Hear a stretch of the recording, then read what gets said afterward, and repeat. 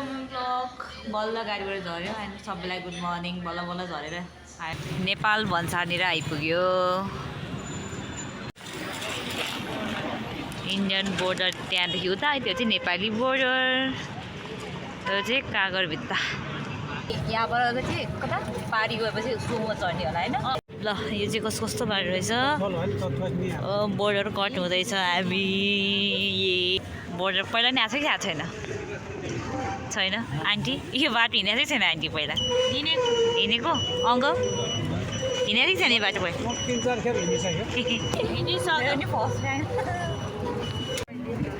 सवारीहरू त के छैन त कस्तो पुल रहेछ भन्छु क्या म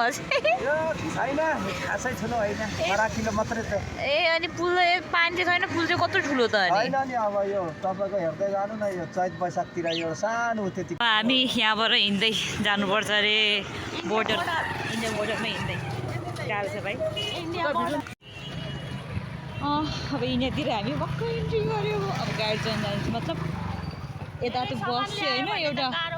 सानो अर्को बस चढेपछि भन्नुहोस् न यहाँ भिडियो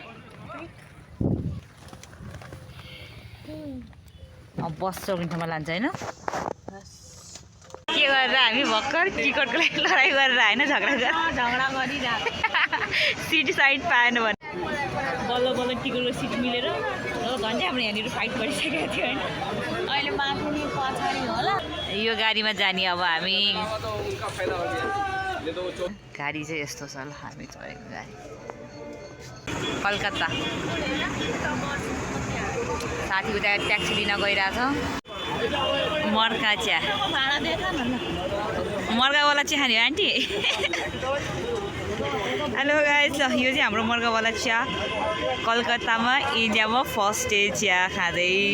यमी हो कस्तो हुन्छ त यो बिल्डिङ हो यहाँ पुरा पुल बनाएको थियो नि गाडी गुड्छ कत्रो ठुल्ठुलो पुल बनाएको छ ल यो चाहिँ हामी पहिला आउने बेला बनिरहेको थियो अरे मैले त यादै गरेन किन्दैछौँ के गर्नु यहाँ गाह्रो छ नजान्नु पनि है नचिने मैले चाहिँ चिने होइन आन्टी साथीहरू सबै यतै बस्यो हो नि त पहिला मलाई सबै थाहा छ पुरा कस्तो भइरहेको छ गाह्रो भएको छ छैन हो रमाइलो भएर होला धेरै पछि आएको